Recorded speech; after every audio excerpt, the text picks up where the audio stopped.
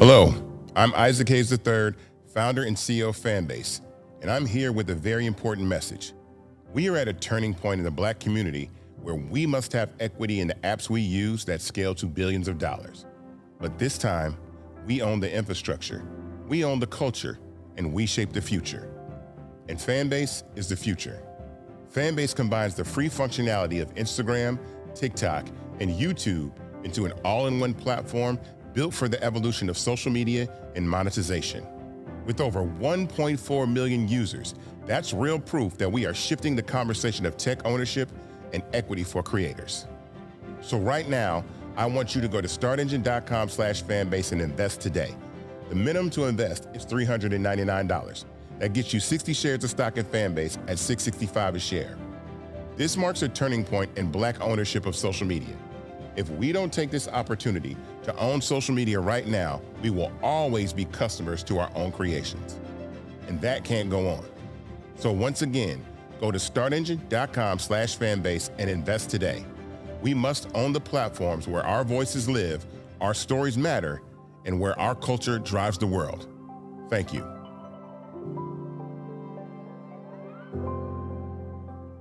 Folks, Black Star Network is here. Hold no punches. I'm real revolutionary right now.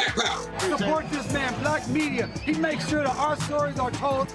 Thank you for being the voice of Black America, Roland. Stay Black. I love y'all. All momentum we have now, we have to keep this going. The video looks phenomenal. See, there's a difference between Black Star Network and Black-owned media and something like CNN. You can't be Black-owned media and be scared. It's time to be smart. Bring your eyeballs home. You dig?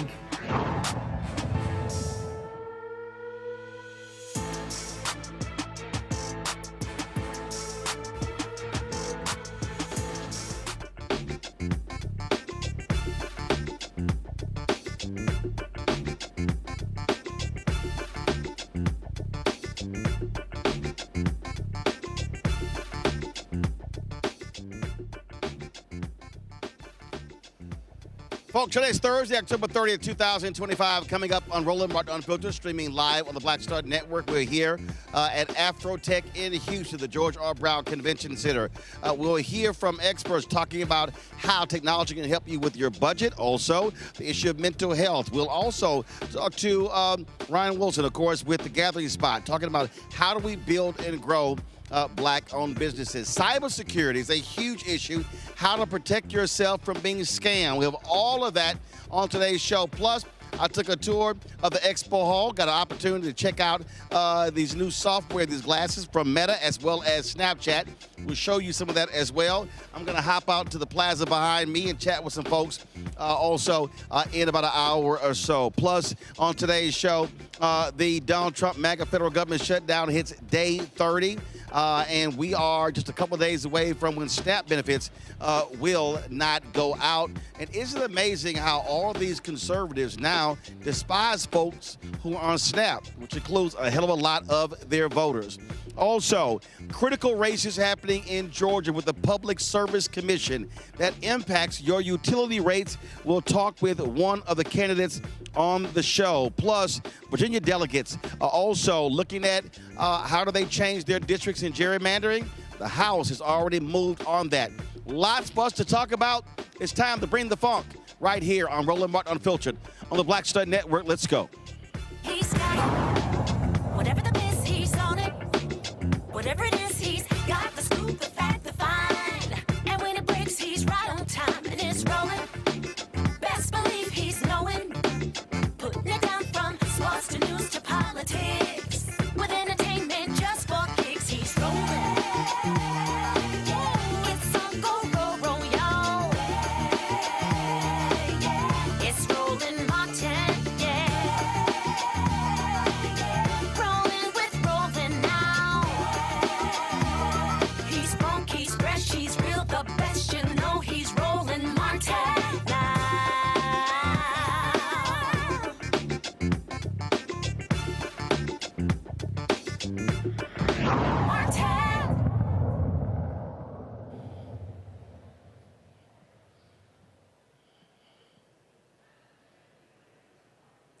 Folks, we're live in Houston for AfroTech 2025. It has been a great couple of days being here. Lots being talked about. More than 15,000 folks registered for this conference. And so we've had some fascinating conversations. We got more to share with you today. So we look forward to all of that coming up on the show. First, let's talk about the Donald Trump-MAGA federal government shutdown entering day 30. And now we're facing the prospects of those folks who will not have their SNAP benefits beginning on November 1st, which is Saturday. Now, it's interesting when you listen to these Republicans, look on social media, they are attacking folks who simply rely on food benefits. Many of them, the same white right-wing voters who support the Republican Party. Bishop William Barber, co-convener of Repairs of the Breach, also with the Poor People's Campaign, he talked about how this country, especially these white conservative evangelicals, are leaving the poor behind. We come here today because our faith demands it. Jeremiah 22 says that when we come to the places of power, we're supposed to say to leaders, rescue the people from the oppressor's hand. We're supposed to say, don't do any violence or pass policies that will kill and destroy people's lives. And we are supposed to have good news and welcome for the immigrant. Our text that Jews, Christians, and Muslims honor tell us that we must care for the least of these. And the question is not, did we pray? The question is, where were we when people were hungry? Where were we when they were thirsty? Where were we when they were immigrants and strangers? Where were we when they were sick? We are called to have good news to the poor. Word literally means protokos, those who've been made poor by economic policies.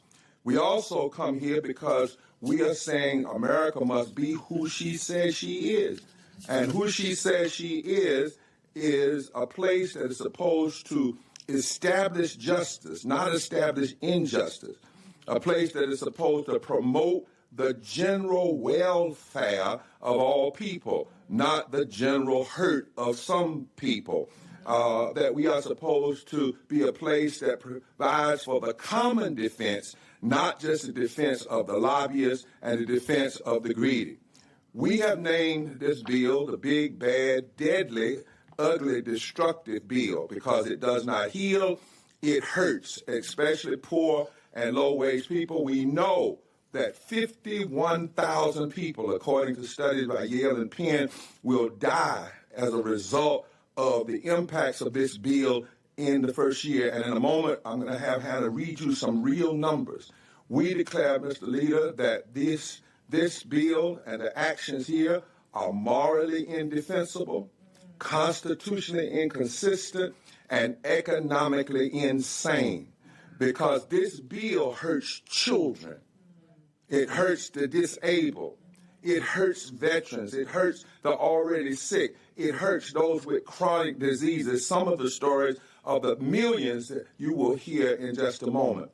And it is wrong, we believe, for every House member, we don't care what party they're in, if you voted for this bill to take from the most vulnerable and transfer more money to the rich than was transferred from the slave to slave masters. If that's what happened, and you as a congressperson get free health care when you get elected, just because you get elected, you get the top-of-the-line health care with no pre-existing condition, and you're able to pass that on to your family.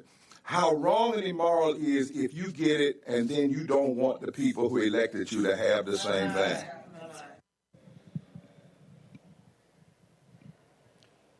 On Monday, Senate Chaplain Barry Black actually prayed for the federal government to shut down to actually end. Let us pray. Eternal God, our King, when our children and grandchildren want to know what we were doing in the 119th Congress during the famous shutdown, may we not have to give these answers. I helped set a new record for keeping the government closed. I failed to appeal to the better angels of my nature. I forgot Matthew 7:12, which states, "Do to others whatever you would like them to do to you." This is the essence of all that is taught in the law and prophets. Lord, remind our lawmakers that no gold medals are given for breaking shutdown records, but a crown of righteousness is given to those who take care of the lost, last, and least. We pray in your loving name. Amen.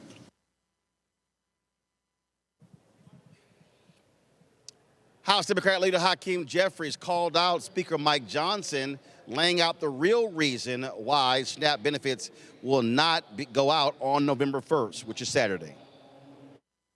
This is day 30 of the Trump Republican shutdown, and House Republicans remain on vacation.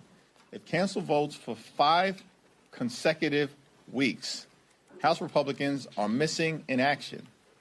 Yet, Speaker Mike Johnson is saying the quiet part out loud. It's extraordinary that earlier today, Mike Johnson admitted that Republicans are willing to starve hungry children in this country and take away SNAP benefits starting on November 1st so they can pressure Democrats into gutting the health care of the American people. That's what Mike Johnson admitted to just a little while ago. That's extraordinary. But it's what we know to be the case. For Republicans, from the very beginning of this presidency, cruelty has been the point. And what has been driving their policy agenda is to make life better for the wealthy, the well-off, and the well-connected. That's what the one big ugly bill was all about. Largest cut to Medicaid in American history, ripping food away from the mouths of children, seniors, veterans, and families. And all of this was done to provide massive tax breaks to their billionaire donors. And now, as we approach November 1st, just 2 days from now, the beginning of open enrollment, tens of millions of Americans, including many in the state of Louisiana, are about to experience dramatically increased premiums, co-pays, and deductibles that will bankrupt them. All right, folks, I'm going to bring my panel right now. Dr. Greg Carr, Department of Afro-American Studies at Howard University. Glad to have Greg here. Dr. Nola Haynes, Georgetown University School of Foreign Service out of Washington, D.C. We'll be joined shortly by Eugene Craig, CEO of X Factor Media out of Baltimore, Maryland. It's been quite hilarious, Greg, to sit here and listen to a lot of these Republicans. You take Senator Tommy Tuberville, truly the dumbest member of the United States Senate.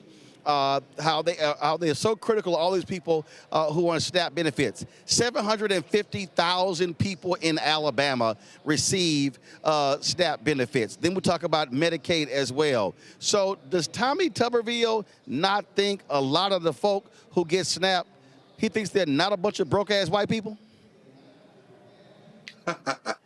You know, I thought about that, Roland. I think we all did. Thinking about a place like Leeds, Alabama, for example. I think it's where Charles Barkley is from. I was past Leeds on the way back to Atlanta. I was in Montgomery, Birmingham, actually, earlier this summer.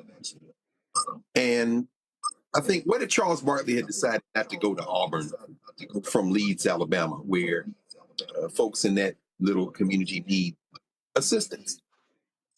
Tommy Tuberville should ask himself a question if he has the mental capacity, because he is not only he's the dumbest member of the Senate, he might be the stupidest human being to ever hold elective office in the United States of America.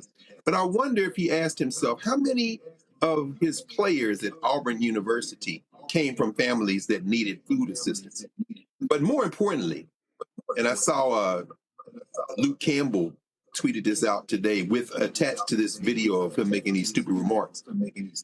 He's saying that perhaps the players, black and non-black, who play for Auburn and a lot of these schools should reconsider going to these schools in states where the people who are elected to office to represent them and help them are treating them as if they are somehow a cancer. I agree wholeheartedly. So all you young people out there considering going to these slave economic concern schools, these SEC schools, you should ask yourself, if you want to go to a school that still associates with a racist who is running for governor of Alabama right now, who says that you're sitting on your ass doing nothing, when in fact, in reality, the people he is attacking are his own people, but he's not talking to them. He's talking to you. I think it's time for that. And the only thing I would say is that listening to Judge Indira Tawani, who was on the district court in Massachusetts, questioning the government and saying, y'all got more than enough money to carry this through the shutdown, but somehow you're saying you can't spend the money in the reserve, make it make sense to me. I suspect that the courts might be the one that deliver a victory. And these Republicans are scared as hell because the clock is ticking, and the courts might be the ones who end up saving us in terms of this food insecurity issue. Perfect example when you talk about messaging and how you must utilize effective messaging. So if I'm Ken Martin and I'm a Democrat, I'm sitting here hammering on social media and everywhere how many people on SNAP benefits in every single Republican congressional district, especially in red states. We're talking South Carolina, we're talking North Carolina, Tennessee, Georgia, Florida, Mississippi, Alabama, Arkansas, Louisiana, Texas, Oklahoma, Idaho, Missouri, Kansas, North Dakota, South Dakota, and you run all those numbers to be able to say, okay, while these people, while they are on all these maggots are on social media trashing these folks, these are the very same people, Nebraska as well, who voted for these folks. And so that's how you throw it in their face, and they should be messaging in those red states to those voters saying they are calling y'all a bunch of lazy ingrates.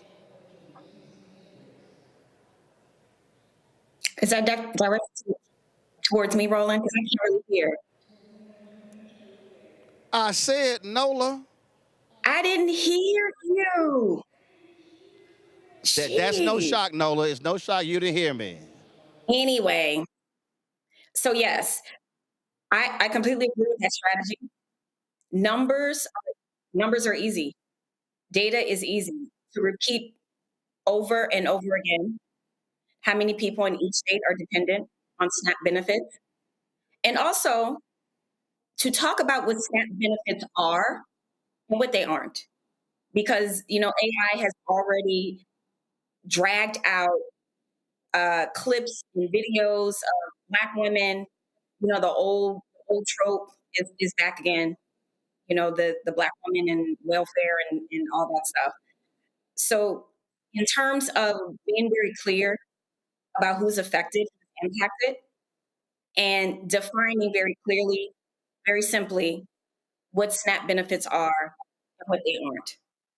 I think that's an effective strategy. That's what they should be doing, be far more aggressive than what they're doing right now. Hold tight 1 second. We got lots more we're going to talk about, including the crazy, deranged governor of Louisiana, who he's so busy, he's focusing on who's the next head coach at LSU and trying to build a Charlie Kirk statue on campus. Ryan Clark, who played at LSU, had some tough words about that on ESPN, and the MAGA people like Clay Travis are going crazy, which I always enjoy when they lose their damn minds. So I'm going to show y'all what he had to say as well. Lots we're going to be talking about. Folks, we're live here at AfroTech 2025 here in Houston. Going to a break. We'll be right back. Roland Martin Unfiltered right here on the Black Star Network.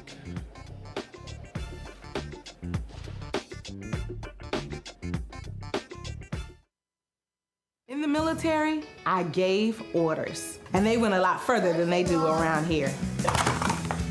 If there's one thing I've learned as a mom and foster parent of more kids than I can count, Investing in their future isn't a choice.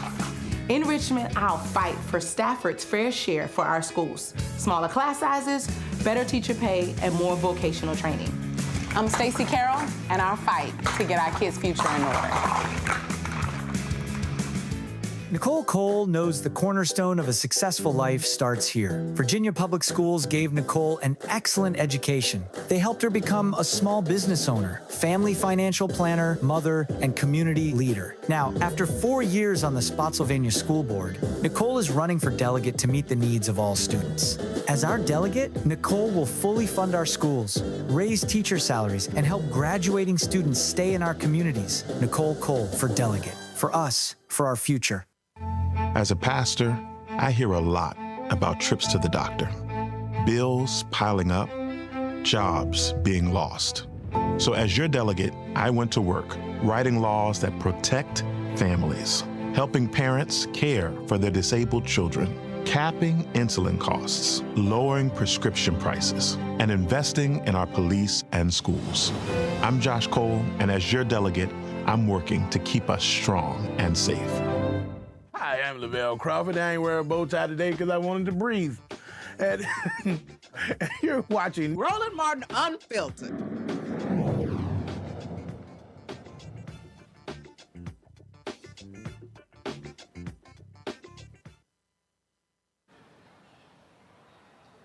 Hot shot with music.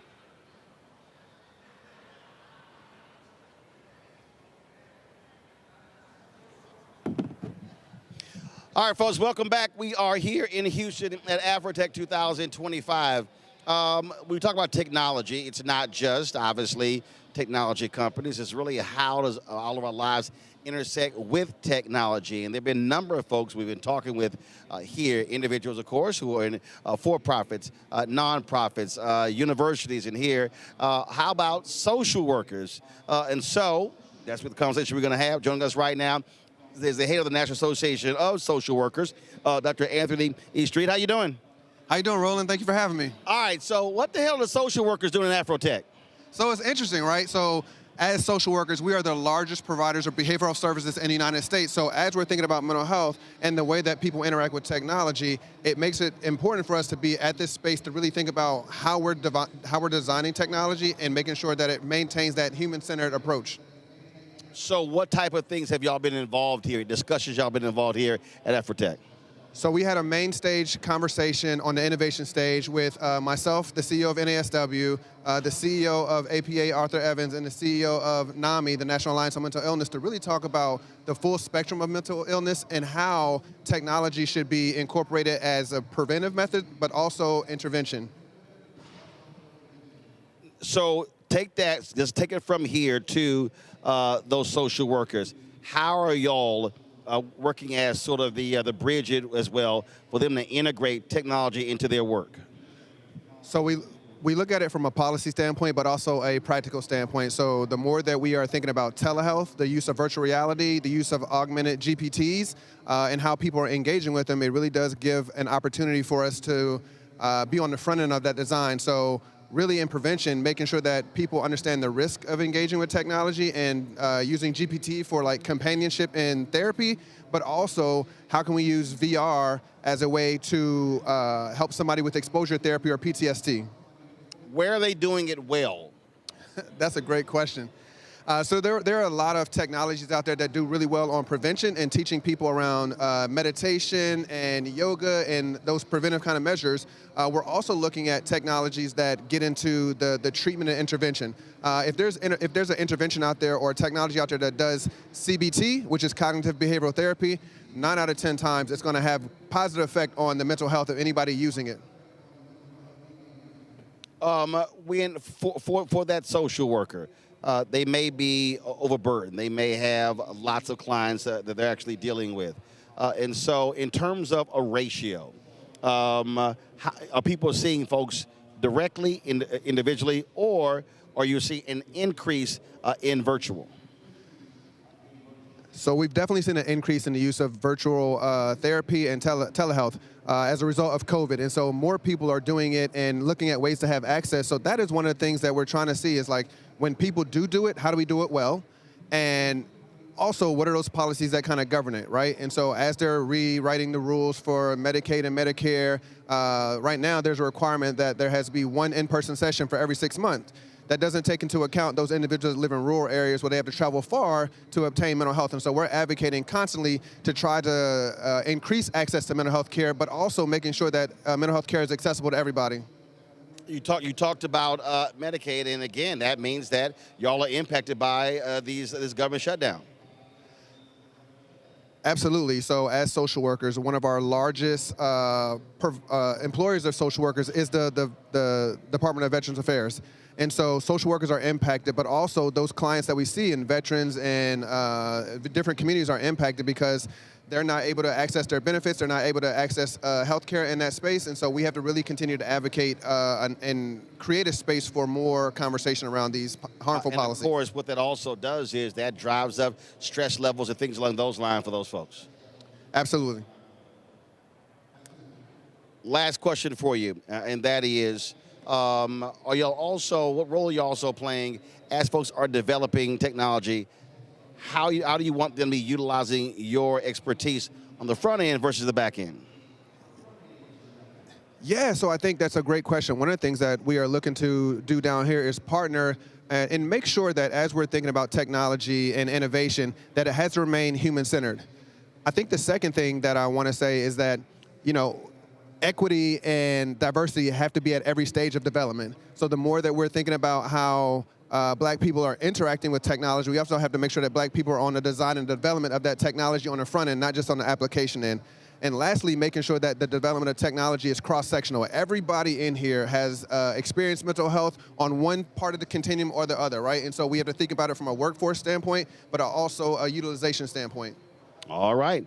Well, sounds good. We're certainly glad that y'all are here sharing valuable insight, gaining knowledge as well to bring it back. Last question. How many total members do you have? So we are the largest professional membership organization for social workers. We have about 110,000 members currently and always looking for more. All right, then. All right, Frat, we appreciate it. Thanks a lot. I appreciate you. All right, folks, got to go to break. We come back. I'm going to step out here in the AfroTech Plaza to chat with some folks. We're also going to hear from a budget expert on how technology can help people when it comes to managing their money. In addition, we'll talk to Ryan Wilson, co-founder of The Gathering Spot, about in terms of how do we really build and grow and sustain Black-owned businesses. Cybersecurity is also a critical issue, something else we're going to be hearing from an expert in that area. Plus, Virginia's talking about redistricting. We'll talk about a little bit about that. And then, of course, this Charlie Kirk statue on the campus of LSU. I keep telling y'all, these MAGA people, they believe in their own little gods, and we're seeing that play out right now. So lots for us to cover. Folks, you're watching Roland Martin Unfiltered on the Black Star Network. Don't forget to support the work that we do. Join our Bring the Funk fan club. Every dollar you give goes to support the work that we do. You want to give me a cash app, use the Stripe QR code. You see it right here, bottom left-hand corner. PayPal is R Martin Unfiltered. Venmo's RM Unfiltered. Zelle, Roland at RolandSMartin.com. Roland at RolandMartinUnfiltered.com. Of course, checks and money orders make it payable to Roland Martin Unfiltered. P.O. Box 57196, Washington, D.C. 2003 7-0196. Also, we'll be also showing you when I walk the floor of the expo hall, showing you some really interesting technology from the folks at Snapchat and Meta with these creative glasses. So lots to cover here at the George R. Brown Convention Center in Houston, my hometown. We'll be right back in a moment.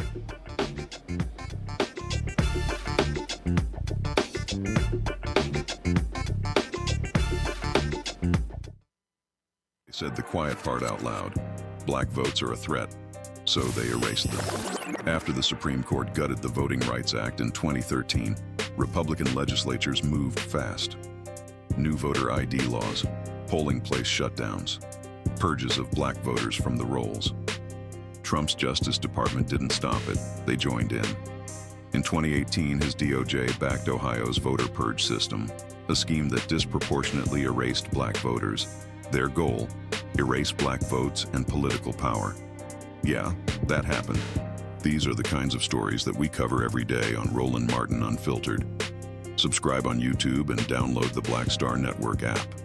Support fact-based independent journalism that centers African Americans and the issues that matter to our community.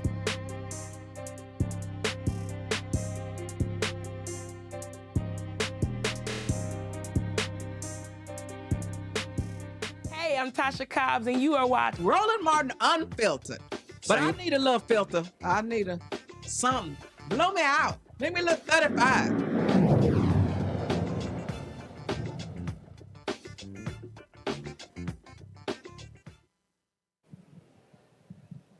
Folks, welcome back to AfroTech here in Houston. I told you the other day that Louisiana Governor Greg Landry, Jeff Landry, is an absolute idiot.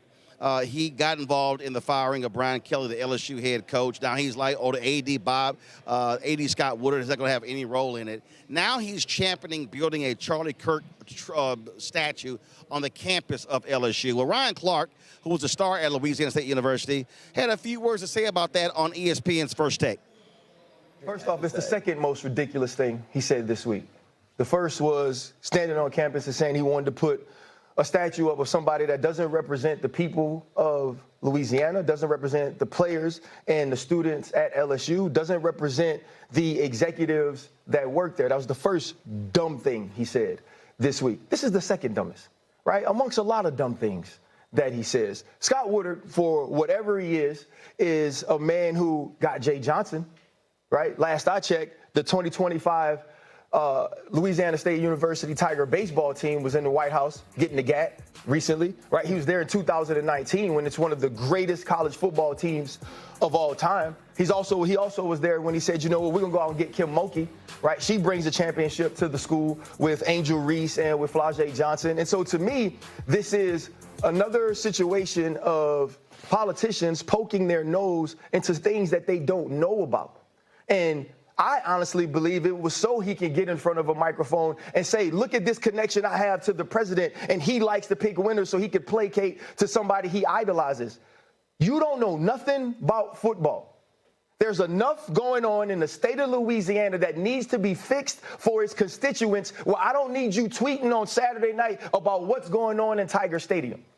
There is too many issues happening right there under your nose that ain't got nothing to do with sports. Scott Woodard is a good man. Scott Woodard is a man that cares about LSU. In the greatest times, back in the day, he understood what it was like to be a part of a winner, and he's brought more winners back to the school. He didn't miss because Brian Kelly wasn't capable. He missed because Brian Kelly was no longer willing. Brian Kelly was no longer tapped in. Brian Kelly didn't care if the people of Louisiana cared about him, and he didn't care if the players knew that he cared about them. That's where it went wrong. Not in picking a man who was the winningest all-time coach in Notre Dame history. And so for me, it's emotional, clearly, and it pisses me off, but Scott Woodard deserves to pick the next head coach, and the governor should stay out of it. All right, folks, let's go back to our panel. We're joined by Eugene Craig. Eugene, these MAGA people really are stupid, Eugene. Really, a statue of Charlie Kirk ain't from Louisiana, don't know nothing about Louisiana. And Ryan Clark is absolutely right. And these fools like Clay Travis and the rest of these MAGA people are all upset, calling his comments racist and dumb. No, Clark is absolutely right. We're talking about a broke-ass state in Louisiana, and Jeff Landry should be spending more time on the issues in Louisiana and stop focusing on damn LSU football and a dumbass statue. Listen, you're dealing with a couple. Sorry, you're dealing with a couple situations. First and chiefly, Republicans, MAGA world, they're doing a lot around this whole around Charlie Kirk. You got DeSantis and the Florida General Assembly mandating that every college and university dedicate some streets to him. You got, Landry, Governor Landry here, want to dedicate statues to him. I say all the time on another platform, the closest thing some people get to God is being a victim that can't be questioned. And that's what they're doing with Charlie Kirk right now. He's a victim that can't be questioned. And so they're literally trying to make him turn from God. And the thing is this, what he did when he was on this earth was the antithesis of a lot of the communities, the constituencies, and the institutions that they're trying to force to recognize him and acknowledge him. I would also say that the governor, yes, he has a lot of issues to deal with well before it gets to LSU football. I think LSU and LSU football probably take care of itself. And the thing is, it's also, as these folks are supposed to be small government folk, right? Small government conspirators.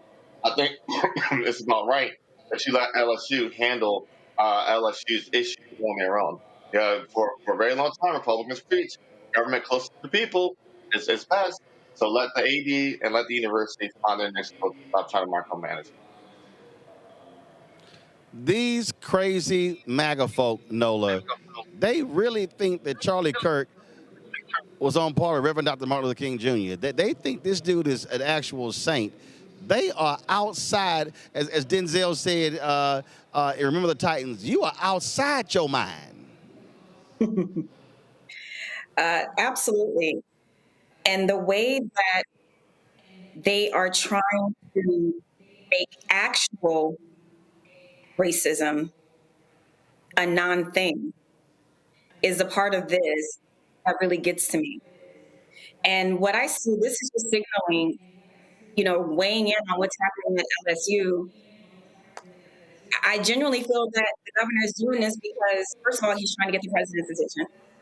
And he's also trying to signal that, he's connected. He's talking about this issue. The president's going to chime in eventually. And then, Daddy Trump will give him a gold star. But this is what our politics is today. Get Trump's attention so Daddy can give you a gold star. And I agree with Ryan Clark. Sports are too inundated with these sort of personalities, with these people who own these clubs, who have allegiance to the Republican Party. Right. And then that then filters into the way that business is done. Where actual Black men, regarding football, basketball, are out there putting their bodies on the line for their schools and their football clubs and all these things.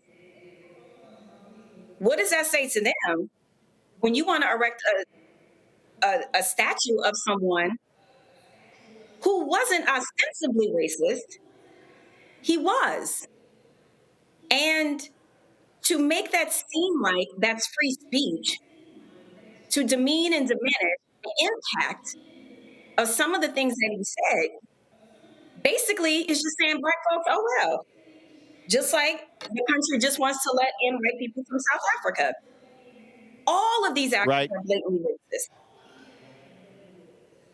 The thing for me, Greg, he literally said, let's erect this statue as a symbol of free speech.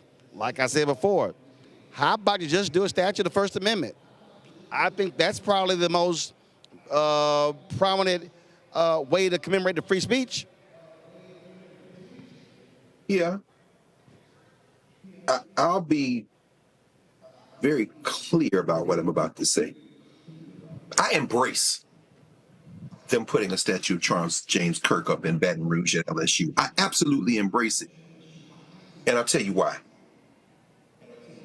The good brother Ryan Clark is an example of just how far we have regressed since the days when Paul Bear Bryant, late of Texas A&M and then the University of Alabama, saw his team defeated by a USC team that featured Sam Bam Cunningham, the brother of Randall Cunningham. And after the game, Sam Cunningham tells the story of how Bear Bryant took him to the Alabama locker room, an all-white locker room at the time, stood him up in front of his players that had just been defeated and said, this is what a football player looks like. Shortly thereafter, if you go to an Alabama football game, you would think it was an HBCU. Donald Trump came to the Alabama LSU football game in 2019 with his picture wife. I don't know where she lives, but I know for that moment she was in Tuscaloosa. And got a standing ovation from the crowd. The following year at the national championship game, when LSU played Clemson, he came to the game and got an ovation from the fans. Please understand, Brother Ryan, I'm with you as far as it goes, but when you start talking about ball chasing, as if it is not part of the fabric of white supremacy in this country, you, my friend, have become a useful tool in the advancement of white nativism and nationalism. Where am I going with this? the statue up, baby. And if you are a basketball player, women's or men's basketball, if you are a volleyball player, women's volleyball, if you are a track athlete, if you are a football player, black or non-black, you should then say, I will not play at Louisiana State University. I will not play at Alabama University or Auburn University or the University of Tennessee or the University of Georgia. You see, what you got to understand is that sports is at the heart of white supremacy in this country. Ever since they had two black men slapping the hell out of each other on a plantation at the roots of boxing. I want a statue of Charlie Kirk up. Because if you remember what happened the night before James Meredith integrated the University of Mississippi, it was the governor of Mississippi, Ross Barnett, who led the pep rally for segregation as they waved the Confederate battle flag. And if you know about Ole Miss, you know that while those black players continue to feed the maw of Mississippi,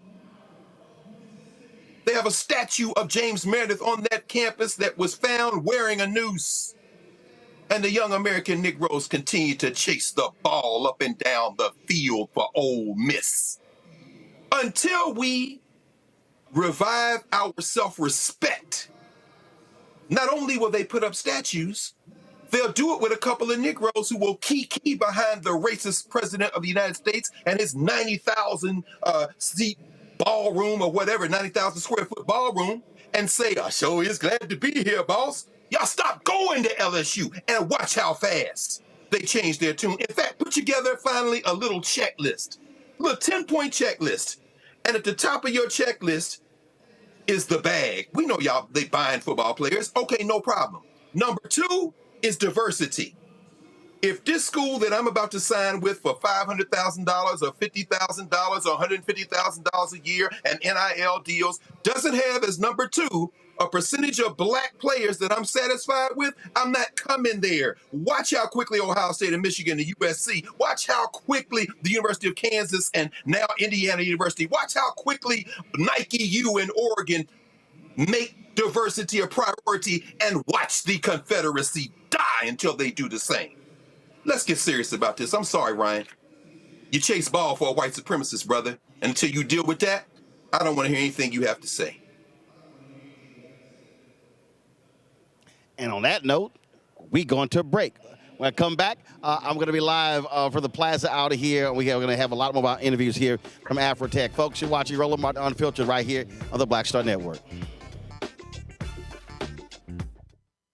This week on The Other Side of Change. Book bans, anti-intellectualism, and Trump's continued war on wisdom. This is a coordinated backlash to progress. At the end of the day, conservatives realized that they couldn't win a debate on facts. They started using our language against us, right? Remember when we were all woke and the woke movement and all that kind of stuff? Now everything is anti-woke, right? When we were talking about including diversity, equity, inclusion, and higher education, now it's anti-DEI. All this are efforts to suppress the truth because truth empowers people. You're watching The Other Side of Change only on the Black Star Network. If in this country right now, you have people get up in the morning and the only thing they can think about is how many people they can hurt, and they got the power, that's the time for mourning. For better or worse, what makes America special, it's that legal system that's supposed to protect minorities from the tyranny of the majority. We are at a point of a moral emergency. We must raise a voice of outrage. We must raise a voice of compassion. And we must raise a voice of unity. We are not in a crisis of party versus party. We are in a crisis of civilization, a human rights crisis, and a crisis of democracy itself. And guess what? You've been chosen to make sure that those that would destroy, those that would hate, don't have the final say, and they don't ultimately win.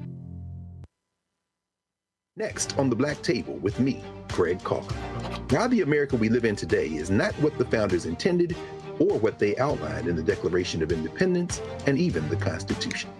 Professor and author Kermit Roosevelt will join us to talk about his book, The Nation That Never Was. how history was misinterpreted, the intent and realities of America's beginnings, and missed a much better story in the process. So if you have to pick some group to marginalize, I think it should be the people who are against equality. That's next on The Black Table, right here on the Black Star Network. This week on A Balanced Life with Dr. Jackie, we're continuing our series of putting in the work, A Chef's Journey. Are you an aspiring chef?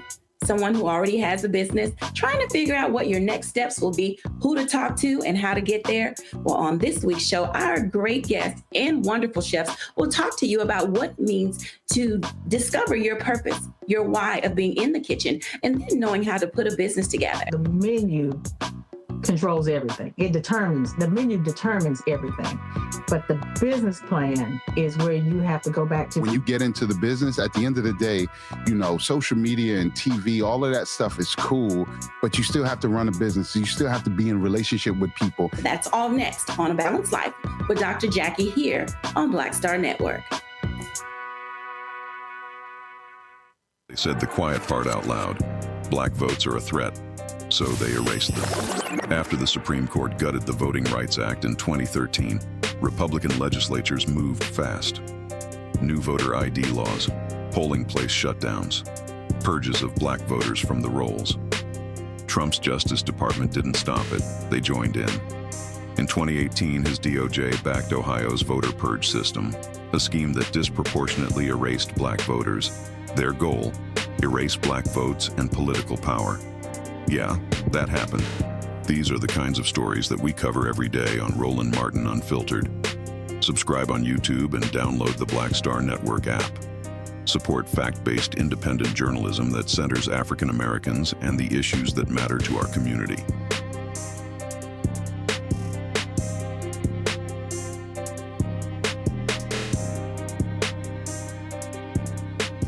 How you doing? My name is Mark Curry, and you're watching Roland Martin Unfiltered. Deep into it, like pasteurized milk without the 2%. We getting deep. You want to turn that shit off? We're doing an interview, motherfucker.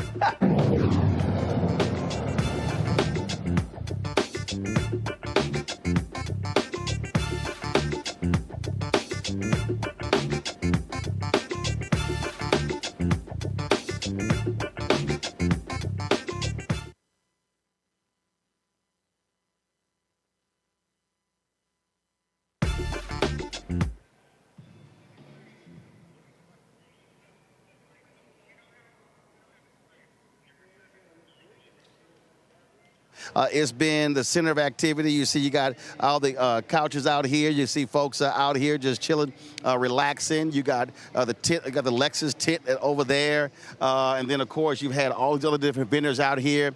You got all the food trucks that are down there as well, and so it's been a whole lot of activity that's been going on. So you know what? Let's just talk with some people who are here and see what happens. How y'all doing? How's it going? You're good? We're live on TV right now. So let me ask you, first of all, who are you? Where you from? I'm Deja. I'm from Charlotte, North Carolina. My name is Olivia. I'm from Alexandria, Virginia. Cool. So tell me about this year's AfroTech. Your thoughts on it? I love the inclusivity in a space where we usually don't have this type of representation. So that's been exciting. Yeah, and it was great. I got to meet with coworkers. I'm a fully remote employee, so it was wonderful to just meet people in person for the first time and connect and just be around all the energy. Gotcha. Your biggest takeaway, your number one thing that leaving here that will drive you, I say, over the next 362 days. Wow. Well, shout out to Sandra Crespo. She actually did a session here on neurodivergency as a leader. And again, that's also a very underrepresented sector in the industry that we work in. And so I am taking away that people who have diagnoses like ADHD, those are things that are not seen as deterrent from becoming a leader. Those are things that you can use to leverage yourself into a space that ideally people don't fit into. And I think for me, it's to question things, stay curious, ask questions. I listened to a speaker this year and last year who said, if you have a question, it's probably because you have part of the answer too, so stay curious and keep asking. So, yeah. All right, I appreciate it. All right, y'all take care. All right, then. All right, enjoy. Let's go on down here, y'all. Let's check with, what's up, guys? How you doing? What's your name? Quentin. Where you from? Pittsburgh. How about you? My name's Hassan. Say it again. Hassan. Where you from? From Pittsburgh. All right, then. Just give me your thoughts on this year's AfroTech. It's my first time as well as Hassan's, and honestly, it's a very, very good event for my first time too, because I made a lot of connections, and I'm in college. Where? University of Pittsburgh, and I'm very happy I got to be here. It's a blessing because I made a lot of connections and learned a lot. So yeah, and I plan to go next year as well. It's here next year. Yes. Yeah, there you go. There you go. How about you? He downplaying it, man. This is lit. Being with my people, being with all my people here. I've never been to an event like this with a whole bunch of black people who's interested in the same things, you know, tech. Network with a lot of people. Got a whole bunch of like internships and job offers lined up. So yeah, without this event, I don't know what I'll do. This is a good opportunity for young black people. All right. Yeah. I appreciate it, bros. Y'all take care. Thanks a bunch. All right, let's go on over here. Now, these folks, they stand in line for photos, y'all. So let's go ahead and holler at them. All right, since all y'all just waiting on photos, y'all ain't got nothing else to do. I'm going to ask y'all a couple of questions. What's your name? Where you from? Yolanda Collins, and I'm from the Bay Area. Cool. How about you? Simone Austin from Durham, North Carolina. Cool. And your thoughts on this year's AfroTech? Absolutely amazing. Absolutely amazing. I love it. It grew from over the years. I've been following AfroTech for a long time. And how many times have you been to the conference? 3. 3. Yes. This is my first time, so I was very blown away. It's a lot of people here, so I'm looking for a job, and it's been really good. I met a lot of great recruiters, so it's a fun time. All right, cool. Sounds good. I appreciate it. Thanks a bunch. All right, how about y'all? Where you from, bro? I'm from Seattle, Washington. Gotcha. My name is Abdul Hakeem Zongo, but I just go by Hakeem. First time at AfroTech, or you been before? It's my very first time out here. All right, so tell me about it. It's going great. It's a lot of networking opportunities, a lot of businesses that you can connect with. I love it. I'm going to probably be here next year, too. All right. Sounds good. All right, how about you? My name is Monte from Houston, Texas. Yeah, AfroTech's been cool. Your first time? Yeah, first time. Okay. Yeah. What stands out in terms of what you learned here? Probably just meeting different types of people from different types of walks of life. You know, some people established, some people trying to get to where they want to get in life, and then, yeah, different states too. So, you know, just not encapsulated in Texas or Houston specifically, but just meeting all sorts of people. All right. How about you? I'm Jalen. Hold on, bro. Oh. No, we're live on TV. Hold on. I'm Jalen. I'm from Houston. It's my second time here. Fun time always. Great networking with people. That's all I got for y'all. That's all you got? All right, cool. How you doing? Isaiah. I'm originally from South Bend, Indiana. So Boilermakers stand up. One thing that stood out to me is just taking away unapologetic nepotism. So just making sure we lift as we climb and we practicing black excellence. Okay. Yep. All right, bro. I appreciate it. Thank you, man. All right, then. All right, you're here at AfroTech. It's your first time. What's your name? Where you from? That's not my first time. It's like the third year. But my name is Bo. I'm from Dallas, Texas. And what was the other question? You said it's your third year at AfroTech. Yeah. Just your thoughts on this year's edition. Yeah, it's pretty cool. It's pretty cool. You know, I always love the expo. You know, time to get out there, network, meet new people. For me, it wasn't even about, you know, job hunting or anything like that. It's just meeting a lot of cool people in tech, you know, and things like that. Okay. But I was trying to get you because I'm Payo, man. I got you, but I'm also live on TV, bro. I feel you, but it's like I'm also working. I got you. All right, then. Hey, how you doing? I'm good. How are you? What's your name? Where you from? Kanisha Aiken. I'm from Houston. H-Town. First AfroTech? First AfroTech. Your thoughts on it? Amazing. We'll be back every year. Got you. So what stood out? What was it? The community, the information, the community more than anything. Just there's a sense of innovation, creativity, and community. Okay. Yeah. All right, sounds good. Yeah. Well, it's back here next year for the 10th anniversary. I heard. I'll be here, without a doubt. All right. Yep. Sounds good. Thank you. I appreciate it. Let's see here. I'm going to chat with, let's see here. I'm going to grab these two right here. Hey, what's going on? How you doing? What's your name? The ones are twins. Cool. What's your name? Akira Calico. All right, then. So, first AfroTech, or you been here before? Before. Gotcha. Yeah. How many years? You were there last year? Yes, sir. Okay. How did you enjoy this year? Oh, I think it's phenomenal. It's a real good opportunity to socially and professionally network with your peers. How about you? This is my first year as a student here, and I think it was very resourceful and very impactful for us students to get opportunities to gain insight with all of the companies here. Gotcha. So what's the one thing that stood out? Was it a speaker? Was it a session, a forum? What was it for you? One thing that stood out to me was all of the recruiters were not just being very informal and being just very strict business-wise. They were actually giving us opportunities, how they came up in life within college or starting off, and I think that was pretty good with giving us some tips. How about you? For me, it is corporations' dedication to providing job opportunities in the face of the want of DEI opportunities. And so that shows you how proactive and conscious the business community has been with minorities in the greater Houston and nationally throughout the country. All right, sounds good. I appreciate it. Thanks a lot. So again, you've had a lot of folks who've been here, and we've talked to many people over the last few days.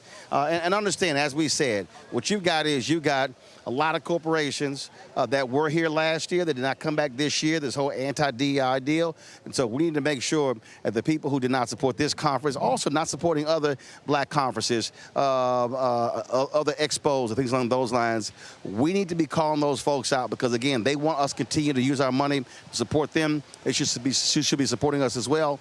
Also, what we have to also learn to do, and a lot of these conferences and conventions, I've seen a lot of people on social media, Essence, folks talking about Invest Fast and other things. Here's the deal, understand. One, there are very few mass gatherings of African Americans, events like this here. The ability to be able to come to a place to connect with peers, other professionals, is hugely important. And so I think we need to be mindful of that when a lot of people are running their mouths about, well, it wasn't this, it wasn't that. The question always, what have you put on? What have you actually done? And so we've got some other great conversations we've had. We're going to be showing those a little bit later. And so we're going to be showing that because, again, great expertise, great knowledge. And as Kathy Hughes said at Radio 1, information is power. And we got to be able to take that information, places like this, bring it home, share it with others, to expand the horizons of so many African Americans. Going to go to a break. We come back more from AfroTech here in Houston, the George R. Brown Convention Center. And I'll be right back. Roland Martin Unfiltered on the Black Star Network. In the military, I gave orders, and they went a lot further than they do around here. If there's one thing I've learned as a mom and foster parent of more kids than I can count, investing in their future isn't a choice. In Richmond, I'll fight for Stafford's fair share for our schools. Smaller class sizes, better teacher pay, and more vocational training. I'm Stacey Carroll, and I'll fight to get our kids' future in order. Nicole Cole knows the cornerstone of a successful life starts here. Virginia Public Schools gave Nicole an excellent education. They helped her become a small business owner, family financial planner, mother, and community leader. Now, after 4 years on the Spotsylvania School Board, Nicole is running for delegate to meet the needs of all students. As our delegate, Nicole will fully fund our schools, raise teacher salaries, and help graduating students stay in our communities. Nicole Cole for delegate. For us, for our future. Josh Cole became a pastor and delegate to serve his community. That's why Josh is fighting to lower costs for families hurting from inflation and make sure we can all afford quality health care. But Sean Steinway has embraced his MAGA backers who support Trump's mass firing of federal workers and the MAGA plan to ban abortion with no exceptions. We deserve better than Sean Steinway. I'm Josh Cole, candidate for delegate, and I sponsored this ad. Hatred on the streets, a horrific scene, a white nationalist rally that descended into deadly violence. White people are losing their damn minds. as an angry pro-Trump mob storms the U.S. Capitol. We've seen Shutdown. We're about to see the rise of what I call white minority resistance. We have seen white folks in this country who simply cannot tolerate black folks voting. I think what we're seeing is the inevitable result of violent denial. This is part of American history. Every time that people of color have made progress, whether real or symbolic, there has been what Carol Anderson at Emory University calls white rage as a backlash. This is the rise of the Proud Boys and the Boogaloo Boys. America, there's going to be more of this. Here's all the Proud Boys, guys. This country is getting increasingly racist in its behaviors and its attitudes because of the fear of white people. The fear that they're taking our jobs, they're taking our resources, they're taking our women. This is white fear.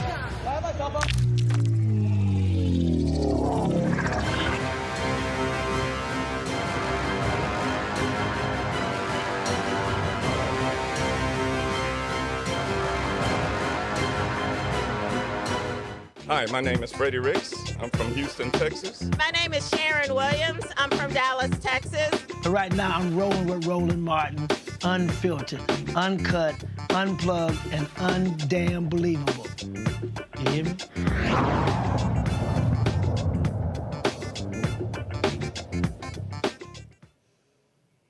Folks, we've told many of you elections are critically important, every single election. And in Georgia, they have races for the Public Service Commission. This is going to be on Tuesday, okay? And so these are not sexy races. They're not president. It's not U.S. Senate. It's not Congress. It's not the governor. But it is really important for your everyday well-being. Alicia Johnson joins us right now. She's a candidate running for the Public Service Commission. Glad to have you on the show. For the folks who don't know, who don't understand, what exactly does the Public Service Commission do in Georgia? Well, the Public Service Commission, first of all, thank you, Roland, for having me. Let me start by saying that. I certainly appreciate you helping us getting the word out.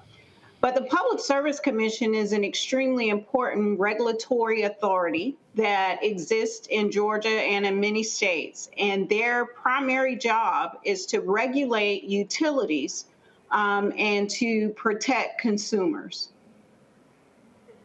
And this includes again, and so we pay for those utilities. And for the folks who don't understand, when you're complaining about your utility bills, then you're complaining to the Public Service Commission.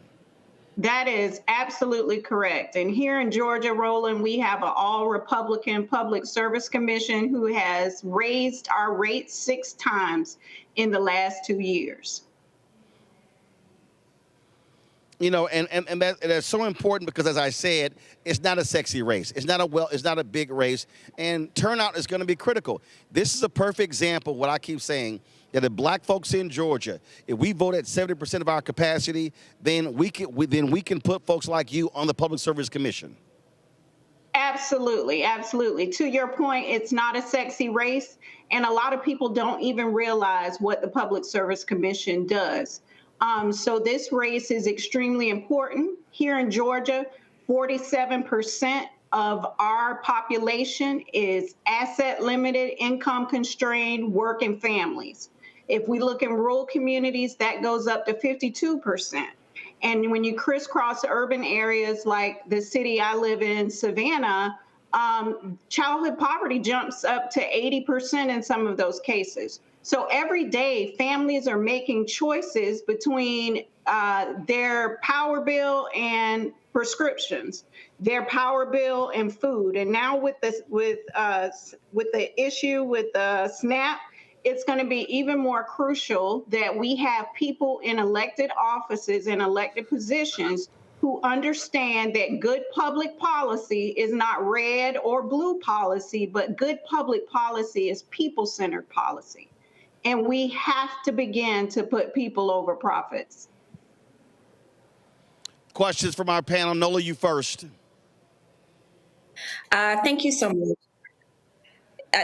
This time in our country, I can't even stress how important it is to get people out to vote. We talk so much on this show about voter turnout. So what is that looking like as we are going into these special elections? What is voter turnout?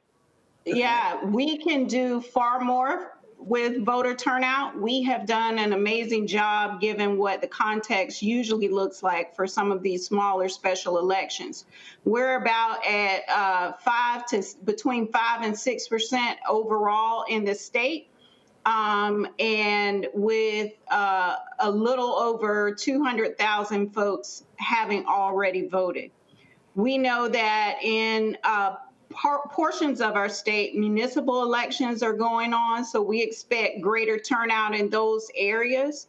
But we need to get the word out. We need to mobilize people as much as possible. We've been on the phone, we've been texting, we've been mailing, we've been, of course, doing media interviews. We've been out across the state canvassing. We've been talking to communities and trying to get the word out so that we can teach people that they are literally advocating for themselves from self to system every time they take a vote. Eugene. Hi. Well, one, thanks for running.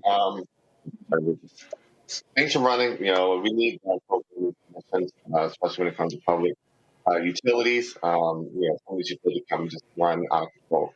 I guess my question is, you know, are there any national orgs act organizations coming in to help fill that gap, being that it is an off-year election, and then more importantly, it's an off-year election in a place where, you know, folk aren't necessarily used to off-year elections. Right.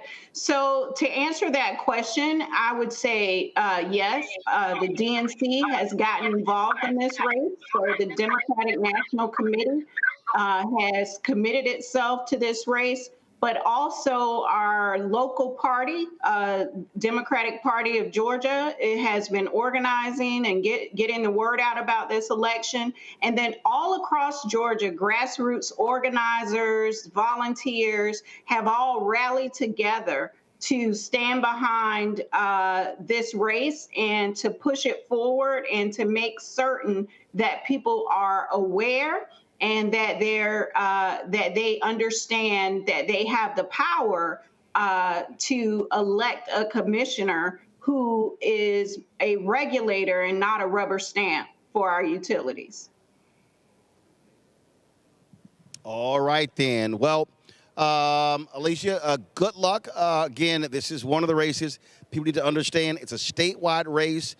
We can actually play a huge, huge role in it. And so good luck on Tuesday. All right. Thank you, Roland, and thank you for having me tonight. I appreciate it. Thank you so very much. Folks, I am looking over some, give me 1 second.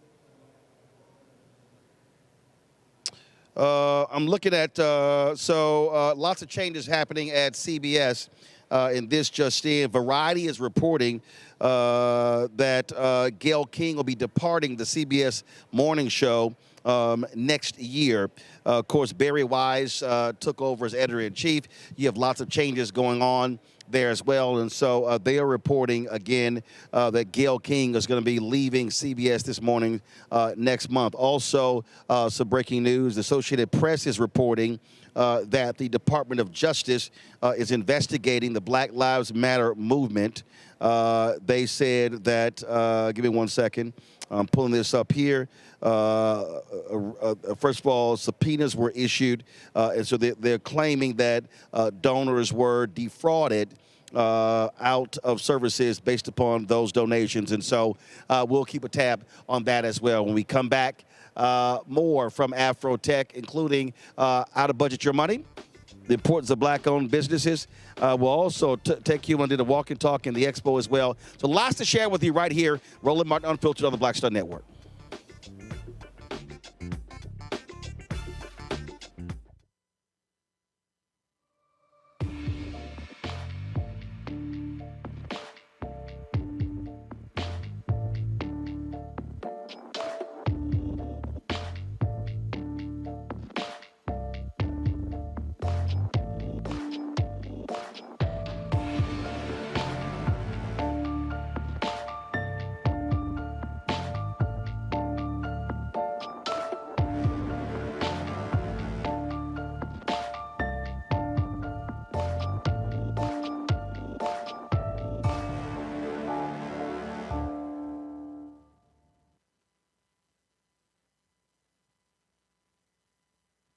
What's good, y'all? This is Doug E. Fresh, and you're watching my brother Roland Martin Unfiltered as we go a little something like this. Hit it.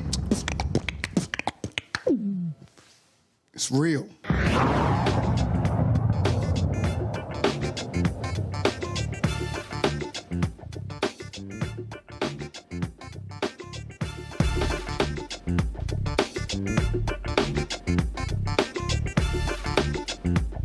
Tech in Houston. Been having some great conversations.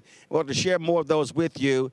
And a great conversation with a high-ranking exec at Google talking about their Pixel phones. And, of course, we had a little fun. Consider y'all know I'm Team Apple, and she's Team Android. Check this out. All right, Adrian, let's talk Google phones. So, y'all, we're sitting here getting ready to do the interview, and Ben Crump calls me, and she's like, you really should have a Pixel phone. It really is the best phone. It is superior. She was being extremely shady with that. I'm just here to tell the truth. So it's on the table. I'll let it ride. So how is the Pixel phone the best? The Google Pixel phone. So first of all, I lead marketing for the Google Pixel organization, and there are so many ways. So you might want to just start by saying the winner of the best phone, which is like judged by technical experts, best phone 2 years in a row, Google Pixel. Okay? It is. But how is the best? What does it do? From a technology perspective, the camera is the best camera in the business. And you can do, when you start to add Gemini, if you start to integrate what Gemini can do for your camera. So we've always been the best camera. Who's I Gemini? think you know that. So we got Gemini, we got Aquarius, we got Leos. So I'm a Scorpio. Our generative AI is called Gemini. Now, what is true is y'all gonna name AI something I call Scorpio?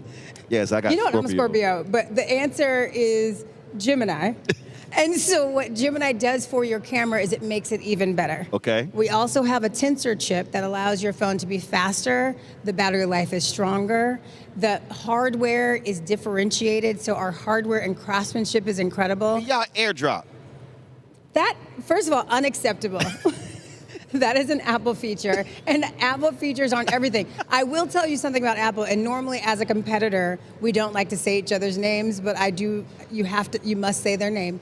We are the challenger brand, which I personally as a marketer have always loved. Mm-hmm. But if you think about things like AirDrop or FaceTime, there is interoperability challenges that Apple creates. So the whole green bubble, blue bubble drama, that is created by Apple. That person with that green bubble in the group chat. That is not their fault.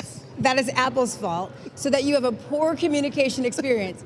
Our technology is superior, and truly, people on Android are being bullied because of it. So if you have done that, and by your face I see that you have, apologize. Oh, I'm not apologizing. To your Android I'm not friends. apologizing. It is Apple ruining the group chat.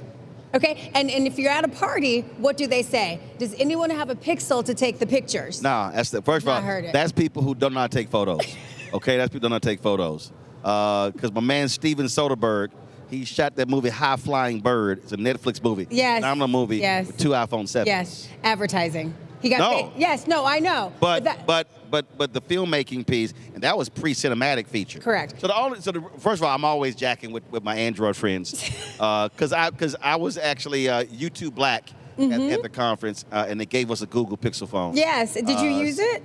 Oh yeah, I use it for the teleprompter. Unacceptable. We are not making fast friends right now. I use it for my portable teleprompter with the app. But the reason for me, okay, you understand. So for me, how I use it, I'm using technology way different. Okay. So we're sitting here, boom, she goes and shoots something, boom, she can instantaneously AirDrop it to me. I got it. I can immediately put it on the air. Yes. So, and how I'm transferring data or whatever. So that's sort of how I'm moving when I'm linked. There are other ways to. How? Walk me through. So you can use Google Drive. Everybody has Google Drive. Right, but that's like I gotta, You're dropping it into AirDrop. You can drop it into Google Drive, and then you could share the drive, and everybody has the same files. And what's different about how Adrian, you adding all kind of steps. You adding steps. See, sometimes I'm looking at speed. Okay, but efficiency. but what we like to look at is speed, efficiency, but quality. And I guarantee you the content you're capturing on that phone, and I'm sad my Pixel is not on this table. Yeah, where your Pixel? The content, it's right there. The content that you're getting on your bring phone that Pixel over here. Bring that could Pixel over be here. better, but you're choosing to follow the crowd and do what everybody else is doing. And this is not how it strikes me with you, Roland. You strike me as a man that makes decisions on his own. I do. I did not think this was going to be this interview. I'm not choosing to follow the crowd. What I'm saying is, again, You could use this. Okay, you go. And also, aesthetically, it's better. Okay, here we go. It's sleeker. It's smoother. The camera is better. Take my Gemini, case off, all. Look at that. Look at that. here. I got a sleek phone. And from an AI perspective, it is integrated into our device because of our stack. So it works faster, it understands you better. And so when you're in Gmail, or if you're in Photos, wherever you are, it knows where you are, what you need, before you even know it. It anticipates your needs. I don't really need AI because I have RSM. So What does Roland Sebastian Martin. I knew it. I don't need That's to. it. Right. Okay. Most stuff, like boom, I'm quicker than Google, so it's like we ain't got to search it. We already got. See, when the information is already here, we ain't got to search for it, Adrian. Okay.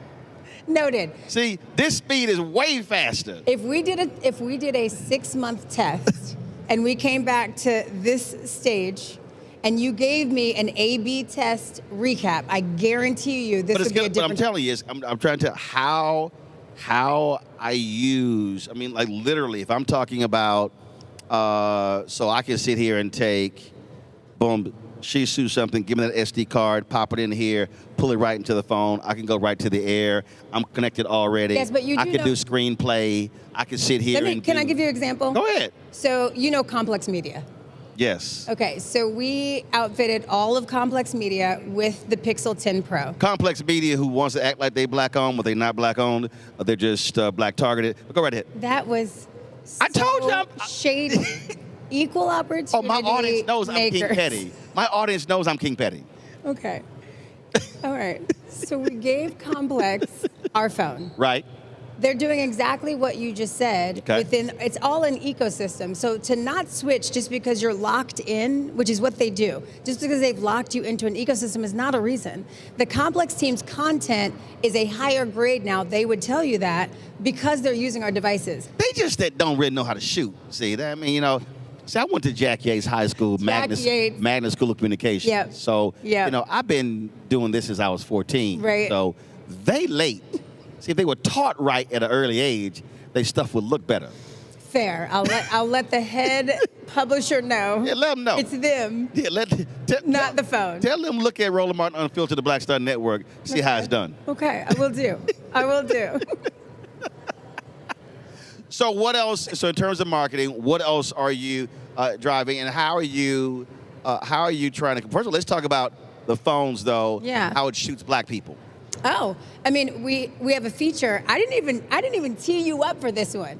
So what? I told you I don't need the Google stuff, Adrian. What is very special about Pixel, and in all seriousness, Android. So I am new to technology. I came from the sport industry. I was at Nike for many years running North America. I was at Under Armour, Target, Gap, so consumer-led brands. What brought me to Google when they recruited me was the idea of their values and belief system, which is all about equity and accessibility, right? Google's about being helpful to absolutely everyone. And so when you look at the features that live within our device, we are making features so that everyone can see themselves. Got it. And that is something that I have always been very passionate about in storytelling. We need to see ourselves, and it's something that does not happen with a lot of the competitors in the space, but it is something in our make that we deeply believe in. So we have a feature on our device called Real Tone. And I wish I could show you the A/B on your phone versus ours, but it is built to pick up deeper hues, basically black and brown folks, who when you go and you take a picture with your white friends and you see your eyes and your teeth because your camera isn't picking up your beautiful skin tone, Real Tone, only found in Google Pixel and in Android devices, is built to pick up our tone, our color, and make us look as beautiful as we are and feel as proud as we are. See, I shoot some. All my friends are black, and I shoot some. If all your friends are black, you want this. But I shoot some great photos. Oh, Lord Jesus. My lighting is amazing. Okay, but your friends who are not as good as you Oh, they know. would feel the difference. They're like, let Uncle Roro shoot. We know. There is something, in all seriousness, about leading with our values. And this is what Google is about. Okay. We are entrepreneurial. We are always looking for what problem needs to be solved. Okay. And I'm dead serious when it comes to accessibility and equity. Everybody should look good. Everybody should feel good. And it is true that a lot of camera technology is not built to pick up our skin tones. And so you can rest assured with our device, you are going to look stunning. And that is not a line. So here's the whole deal. First of all, it ain't like Apple is not a sponsor. Their CMO won't even take a meeting with me. See? And look at us Which here right now. I told Spike Lee, that whole deal. Tim Cook, you know that too. And so, I have no problem. Shots are fired. I got no problem calling names because I don't have a boss. I own it. So here's what we're gonna do. So we're gonna test a couple of your phones. So I'm gonna give you my information. Okay. Then we'll see what it looks like. Then I'll let you know. We are always game. Anthony will be using one of them as well. And so. So you'll have an ecosystem Yeah. in which you could share content. Yeah. We'll look Call at me and ecosystem. say thank you whenever you're ready, because it is coming. She already had thank you. She already had thank you. So we'll see how that goes. Well, cool. I appreciate it. Thank you. All right. It was wonderful to meet you. Likewise. All right. All right, Adrian, I'm waiting for those Google Pixel phones so I can do a test, see how they work. All right, y'all, got to go to a break. We come back. Ben Crump stopped by our set here at AfroTech. You hear our conversation talking about the Sonia Massey verdict. You're watching Roland Martin Unfiltered on the Black Star Network. Support the work that we do. Join our Bring the Funk fan club. Our goal is to get 20,000 of our fans contributing on average $50 each a year.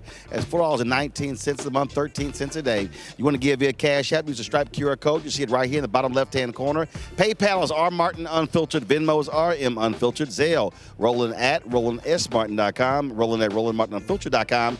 Checks and money order. Make it payable to Roland Martin Unfiltered, P.O. Box 57196, Washington, D.C. 2003 7-0196. Back in a moment.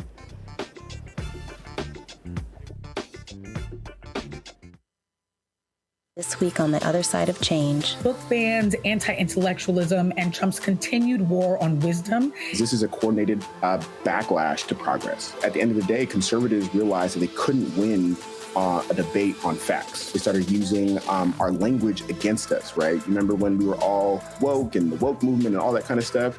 Now everything is anti-woke, right? When we were talking about including diversity, equity, inclusion, and higher education, now it's anti-DEI. All this are efforts to suppress the truth because truth empowers people. You're watching The Other Side of Change, only on the Black Star Network.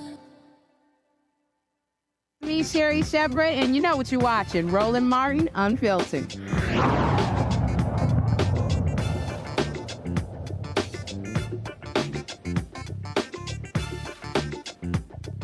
Folks, welcome back to AfroTech 2025 here at the George R. Brown Convention Center.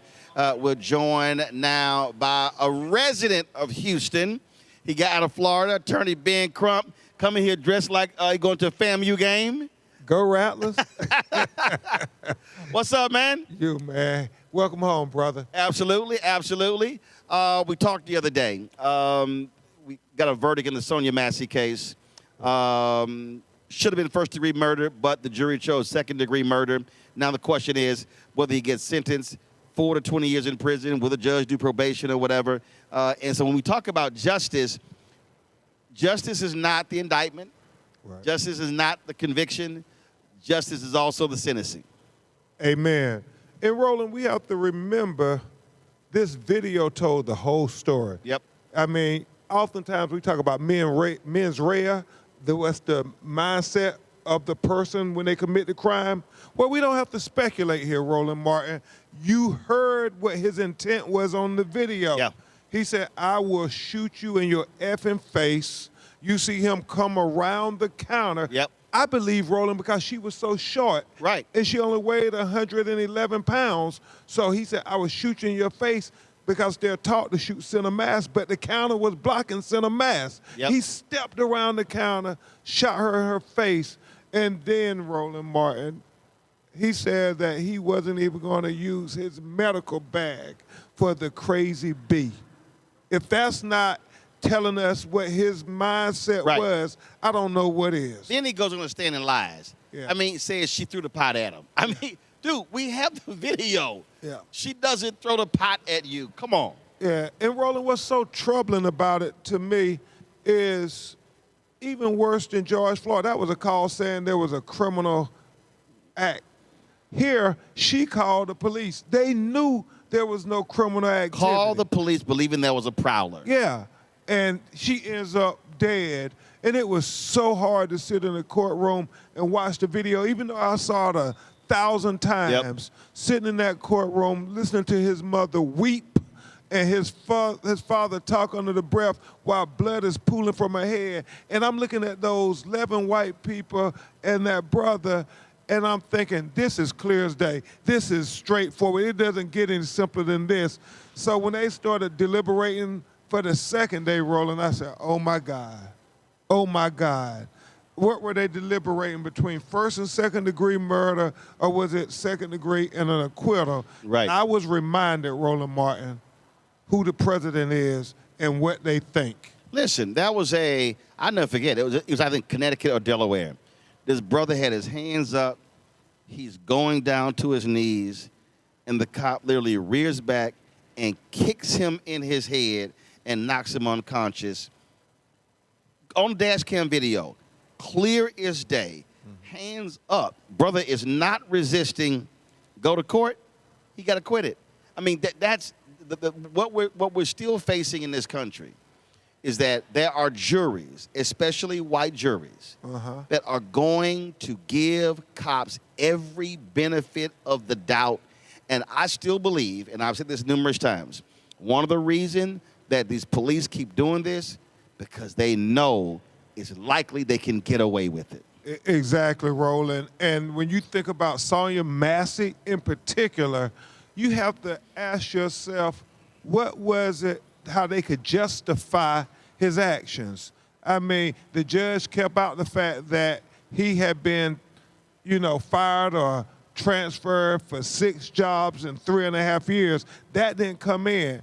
And so you're saying, would that have made them say this guy should be convicted of first-degree murder? I was asked a question, and I said a funny lawyer joke, not to take away the seriousness of the issue.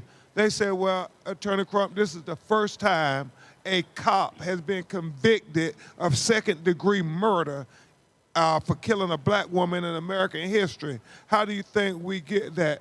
I said, it's simple. You have a first-degree murder case, and then the predominantly white jury will give you second-degree murder. And we don't take any of this for granted, Roland. Right. That's why I thank you, man. Most people have forgot about Sonia Massey. And if we didn't have black media, black social media saying her name, white mainstream media have forgot about it. It wasn't until the conviction they started covering it. I had a woman come up to me last year thanking me for when I recite names for mentioning John Crawford.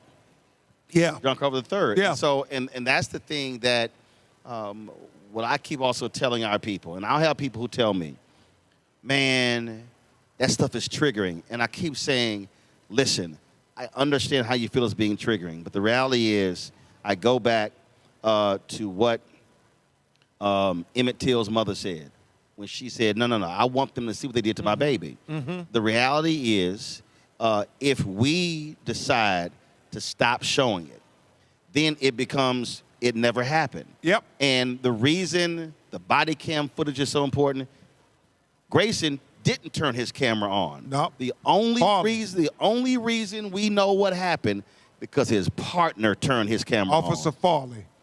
And think about what his testimony was, Roland Martin. Officer Farley said that I pulled my gun because he pulled his gun. I never thought this small black woman was a threat. He said the person I feared was Grayson. Right. And none of that seemed to compel the jury to say this is first-degree murder. And that's why what has to happen, and we talk about... Can you imagine, Roland? Can you imagine if that was a white woman? Oh, first of all, we ain't even having a conversation. Yeah. I mean, bottom line, that's first degree. But here's the other thing. If that was a white woman the partner would have said, "Man, what are you doing?" See, that's the other thing. Yeah. That's the other thing that is bothersome for me. In those moments, where does the cop with common sense go? Man, holster your weapon. Yeah. Put the gun down. That's what has to happen. Yeah. But and there's some case videos out there where a cop checks another cop, but it's rare. They will stand back and allow somebody to beat somebody knowing it's not right. Well, I didn't want to intervene. You got to intervene at the moment. Yeah, and you know, Roland, that's deep what you say, and we've been covering these now for almost 13 years. Yeah, Trayvon was 2012. Yeah, but you know, we covered a couple before that. You remember Martin Lee Anderson boot camp case? Yep. The reason why I think so many cops hesitate from intervening, because then they turn on them. Yes. I mean, you remember the sister up in Buffalo, New York? Yep. Stopped the cop for beating the black man, and then she got fired, lost her pension. Yep. I mean, it's, as they often say in the neighborhood, the baddest gang in town is the boys in blue. Yep. And so it all goes down to this here, Roland. We got to keep covering it because we got to show up to that courtroom, show that judge that Sonia Massey life mattered, that she was loved, that her children deserve justice, and look him in his eye and dare him to do a downward departure, because that's what they're asking for. We were here at a technology conference, and the reality is, if it's not for technology, if it's not for citizen cameras, if it's not for body cameras, we would have more cases of cops lying. Yep. Walter Scott. Yes. We would have cops lying on the reports. George Floyd. My life was in danger. Yeah. They pulled a weapon out. Yep. But because of technology, it's hard for them to counter. In Chicago, probably Laquan McDonald. The cops were breaking the dash cams, the antennas, because they did not want it recorded. Yep. And so that's what we know in New Orleans. I remember the case where the cop turns the camera off. Turns the camera off before he gets it, because he knew what he was about to do.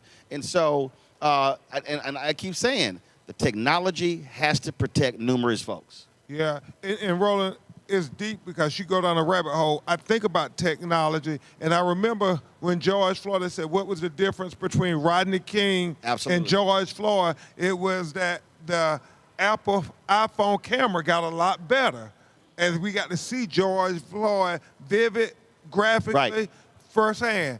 But then I'm so happy you brought up that we're at AfroTech.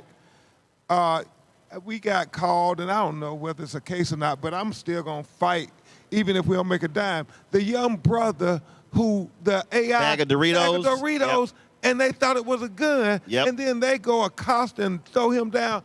How many brothers and sisters are going to get wrongfully convicted because AI still has the human factor? Racism in, racism out. Yeah. So that's why we need AfroTech. Yeah. So we have to be, we have to be absolutely vigilant in this. Not only that, with AI, it could claim you committed a crime when you didn't. Yeah. And so when we talk about criminal justice, social justice reform, it has to happen there. And so we can't afford a day off. We can't afford to say, man, let's just step away from it, because in the case, that brother could have lost his life over a bag of Doritos. Yeah.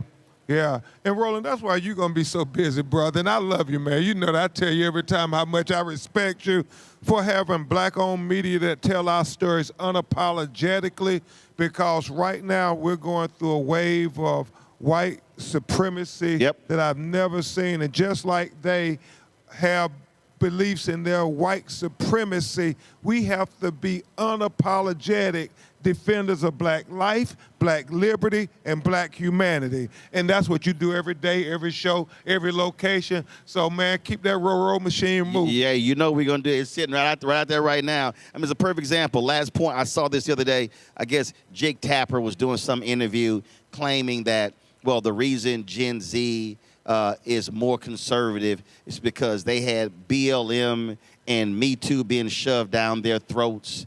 That's why they're more conservative. And I'm sitting there going, no, Jake, you got that wrong. What you don't understand is that if you are Gen Z, that means you between 13 and 25, that your parents did not like. I keep reminding these people, the Black Lives Matter protest was the first time in American history a black-centered protest a majority of Americans approved. And what happened was you had folks who did not like that young white folk, and Latinos and Asian Americans were responding, and they attacked BLM in 2021. It was CRT in 2022. It was woke in 2023, and it was DEI in 2024. And so they've been inundated by saying how awful that was. So I was like, Jake Tapper, you know what the hell you talking about? The reality is BLM woke a lot of people up. Trayvon woke a lot of people up. Jenna 6 woke a lot of people up. But you have adults who do not want these young white kids to be socially conscious about what's happening to black bodies. Now, you speak truth to power on so many levels, because right now it's just an outright declaration of war on everything black and brown in America. And what we have to remember is what Harriet Tubman said, Roland Martin, I saved 100 slaves, and I would have saved 100 more if they knew they were in slavery. Some people still don't understand. They have declared war on us. Absolutely. And we better be ready to fight. And if you scared, say you scared, and that's fine. We get it. But get out the way for those of us who ain't scared to go ahead and fight for our people. Get the hell out the way. Amen. Well, Ben, you keep swinging. We're going to be right here doing the same. All right, Alpha Man. I appreciate it, sir. All right, love you. All right, folks. We'll be right back. Roland Martin Unfiltered on the Black Stud Network right here. AfroTech 2025 here in Houston. Back in a moment.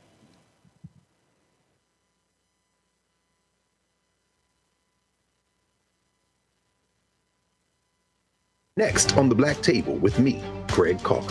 Why the America we live in today is not what the founders intended or what they outlined in the Declaration of Independence and even the Constitution. Professor and author Kermit Roosevelt will join us to talk about his book, The Nation That Never Was. How history was misinterpreted, the intent and realities of America's beginnings, and missed a much better story in the process. So if you have to pick some group to marginalize, I think it should be the people who are against equality. That's next on the Black Table, right here on the Black Star Network. Hey, I'm Mark Morial, President and CEO of the National Urban League, and I'm watching Roland Martin Unfiltered.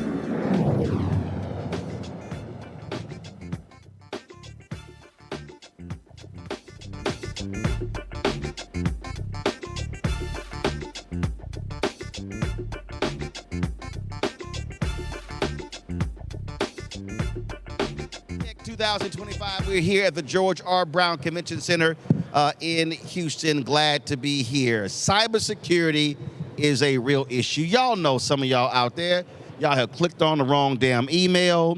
You're getting these strange Coinbase text messages. You're getting messages saying that you bought something, then you, I don't know what this is, and you call that number, boom, they got you. And so it's really important in today with technology that we protect ourselves at all costs. And my next guest is someone who knows a little bit about that. She is the founder of Peachy Geek, Dakota McDonald. How you doing? Doing really well, Roland. How are you? Great. All right, so first of all, how did you get involved in cybersecurity? Did you stumble into it, or did you say, you know what, you were 6 years old, I really want to do cybersecurity? Yeah, I don't come from a family that knows much about security, but my family did know a lot about hard work, and I got my start doing a lot of service work as a firefighter EMT, and that gave me that penchant for being, you know, of service to other people, and I've always been interested in technology, and so my, you know, path sort of led me to cybersecurity, being able to be of service, but I'm a creative at heart as well, and so that's kind of where Peachy Geek came from. Well, first of all, it's crazy now. I mean, literally, the scams, everything. We were talking yesterday, and, you know, I get this message saying a WhatsApp account was created, and I'm sitting there going, well, how in the hell can you create a WhatsApp account with my phone number? And in all these different ways. And scammers, technology has made scamming so easy. We thought the phone call scams and the email scams were crazy. Now with phones, texts, and now all the social apps, talk talk about how really wild it is, and how for folks like you, it's constantly trying to stay a step ahead of these folks. Yeah, absolutely. With the rise of AI, it's really easy to create different schemes to get people's credentials, get their name, image, and likeness. And more importantly, too, get your time and attention. And in a lot of ways, with the rise of AI, it's getting harder and harder to spot, those different phishing attacks, as we call them in the security world. A couple of different ways that you can protect yourself, but as that's getting harder, you can utilize, AI to be able to help you with that. Different things that you can spot. For instance, the link itself, does it look like a reputable link? The sender, is that somebody who you're familiar with? Yeah, I get those, especially the people who invite on podcasts. And so, again, you're looking at the markers. It's like, Dear Roland Martin, okay, right there. And it's always the same form. So what I do is I'll click the email, and I'm like, Chelsea Handler's show is not sending me an email from some Gmail account. Absolutely. And then a lot of these folks I know. So I think one time I got an email from the Joe Budden podcast. So I text Joe, Breakfast Club. I text Envy or Charlemagne. So it's happened so many times. And because it's a form, now I laugh every single time. And then what gets me is the third email. You didn't respond. No, dumbass, I didn't respond because you're not real. Right. And you're not doing a really good job at trying to convince me of it either. Right. But you bring up a good point of trust but verifying. So reaching out to the people who you know and saying, did you send me this? A lot of ways, that's the best way to protect yourself, is tapping into that verification. But also just study the forms that they use. And so wait a minute. This email looked the same as 4 other emails I got. Nah, that says, and then of course, anytime when the email, when it's Dear Roland Martin, nobody says an email with the full name. No. And so they're just things like that I'm always looking at. And what I said to you yesterday was, when something comes up, my first response is not to press. Right. The first response is, this look kind of fishy. So now I'll check the email, I'll check all these different things, and I will never click anything in that email because that's going to take you somewhere else. Right, and like we talked about, it takes your time, it takes your attention, but you bring up another great point of being able to look at those behavioral-based indicators of how people communicate. Threat actors, as we call them in the security world, they tend to be a little bit more formal in that way of addressing you, because they don't want to set off any alarm bells, But as humans, we have that natural sniffer that we can identify whether or not something is suspicious or malicious. But like we said, it gets harder and harder with AI to kind of keep on top of that and identify. So it's an ever-evolving process for both sides. But I think as we see threat actors get more and more sophisticated, get more and more creative, because that's only natural, we'll see technology, be able to cushion that blow with humans ourselves being able to be more educated on these different concepts of security, like phishing and getting links over social media, which is a really big breeding ground for cyber-based attacks, because they want your credentials, they want to assume your identity, be able to speak on your behalf. And you got to be as stringent as possible to knock it out. Hey, you get a DM. Hey, there's a security issue. Click this link, and then if you click it and you open it up, and it's username and password. I say all the time, the moment you see you click anything and it's asking for a username and password, stop right there. Right. And also, too, being able to look into, you brought up another good point, all elements of that email. So the sender of the email, the domain of it. If I'm getting an email from Microsoft, let's say, for instance. Right. But this is coming from a Gmail account, I know that's not legitimate. Right. Right. And also, too, I shouldn't be receiving an email at 2 o'clock in the morning, to give any sensitive information, no banking details, nothing like that. I'm not giving any of that government-related information. Right. Yeah, to somebody I don't know, especially on the internet. And so share with folks how you take Apple, you take other companies. They have built-in security features. Google as well. I think I checked. I wanted to see who was trying to get into my email, and I forgot what I went through. I was talking about Digital Guy, and we went through, and it was same thing. It was like at 2:30, at 2:48, at 3:15, at 3:30, all these different, and I'm looking at the country of origin, all this sort of stuff is kind of like, yeah, I see what the hell y'all were trying to do. And that's one of the things you can tech. So let's talk about two-factor authentication. Should folks do that? Absolutely. Yes, multi-factor authentication, two-factor authentication is that second layer added step of being able to say, I am who I say I am. And a lot of ways threat actors are taking advantage of that with QR code-based attacks, where, for most individuals, most businesses, unfortunately don't yet have multi-factor authentication set up.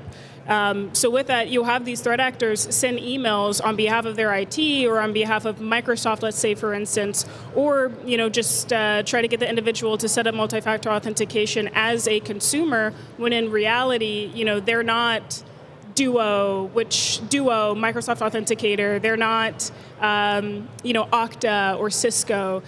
And what they do from that is, you set up that spoofed multi-factor authentication, you give them the credentials, so now they have that one-time passcode. Boom. To use and have your resources. Right, absolutely. And, okay, so you have that. Now, there's been a raging debate in one of these group chats I'm in, because some people use their cell phone as the notification versus their email. Which one should folks actually use? So when we need to send an alert, is this you? Yeah. Is it better to do with the email or the cell phone or through a text? I think it depends on the person, whatever they're most comfortable with. So most individuals, text is the best way to reach us. Me personally, if I'm going to get a multi-factor authentication, I prefer to have it from the app itself that I've set up as my authenticator. Also, one thing to mention too, you brought up with Google, the security checkup, which they'll take the users through to be able to see whether or not they have those two-factor authentication set up, best password policies, whether or not that's in place. Another good area for users to, make sure that they're hygienic, if you will, with their security on Google. But I like to use the apps specifically. Gotcha. Yeah. Now, what about the authenticator apps? So let's say you're able to put in, so again, I'm going to say just Google Authenticator, so you can put in Dropbox, Twitter, whatever, then all of a sudden, when they ask you to authenticate, you got to go to that number and then put that in. Right. Yep, that's exactly the process. That's what I use myself. And it's a bit of a bear. It's a bit annoying, but if it's going to protect me in the long run of not having to lose all of my data on Facebook or Google or Dropbox, then I'd rather take, the 10 seconds to put that password in that says who I say I am. So let's talk about passwords. A lot of people have real simple passwords. That's easy to get into. What does it make sense for someone to sit down and come up with a 12-letter password that has exclamation points in it, one in it, ampersand in it, and of course you need to save it so you know what the hell it is. Right. That makes a hell of a lot more sense than just real simple words, things along those lines. Yeah. One thing I would recommend is using Google's password manager. Google is the only one that has one. Apple has it as well, where it'll create very complex special character Apple be like, passcodes. Do you care to use a strong password? Right. And it'll save it automatically to your iCloud account. Personally, that's something that I think is a great option if someone can't think of something, a passphrase, for instance, that they want to use. But in other ways, I highly recommend people to get creative and, think of passphrases to themselves that they like to use, but be unique, because if you think like a threat actor, if you want to get into somebody's account, you're going to think about the things that they're most interested in. You're going to think about their pet names and, what street they grew up on. We all get those security questions for the verification. So personally, for me, I'd rather just, in the day and age of the internet where I have social media and it's easy for people to know what I'm into. Yeah, that's easy. Yeah, I'd rather have something else create my password that's going to be very hard to crack. Absolutely. A couple more questions. One, VPN. Explain to folks what that is. And for those of us who travel a lot, you're in airports, you're in hotels, you're using Wi-Fi networks. Now these folks are stealing stuff by plugging into USB ports in airports, whatever. Does a VPN make sense? Well, the person don't explain even what that is. Yeah, so a VPN is a virtual private network, and it creates an encrypted tunnel for individuals to be able to use the internet, use their resources without the information being easily encrypted by a threat actor. Is it a device or is it on the computer? It can be both. It can be on a device or a computer. It's a service as well that can be offered that's available for any type of device. And so if you use a VPN, you're using that to be able to access the internet, and how's it protecting you? Yeah, so it masks your IP. So for instance, if I'm in Chicago and I want to be able to get on Netflix and watch something that's maybe based in another country, I can utilize a VPN and select the country that I want to, mask that I'm from, and be able to watch whatever TV show or movie that I want to do. That's, in a nutshell, what VPNs are. Okay. Any other basic principles that people need to be utilizing to protect themselves when it comes to cybersecurity? There's a couple of things. One, I think cybersecurity falls back on, like I had mentioned previously, having that trust, but the verification of the information that you're reading, what you're taking in. Is it legitimate? Is it, is that integral, or does that information, is it authentic is the word that I'm looking for. Cybersecurity starts with ourselves, making sure we're doing the best we can to be protected. And little things of setting a multi-factor authentication for your social media accounts, for having the default not to click on links, no matter where they're delivered to. Right. Social media or email. Those are likely the biggest things you can do. And especially when it comes to the cell phones as well. You see a phone call that you don't know who it's from, don't answer it. Yeah. Because they're hoping they want to record you saying hello. Right. And because now, we're operating now with AI, and they want to be able to mimic your voice, because sometimes folks use their voice to be able to access their accounts, stuff like that. Right. Absolutely. All right, then. Yeah. Well, Dakota, we certainly appreciate it. Thanks a bunch. And great tips. Yeah. Thank you so much for having me. Thank you. Folks, that is it for us tonight from AfroTech. We got lots more content we're going to be sharing with you on tomorrow. But that's it for us. And I am actually going to be speaking tomorrow night. We have a guest host tomorrow.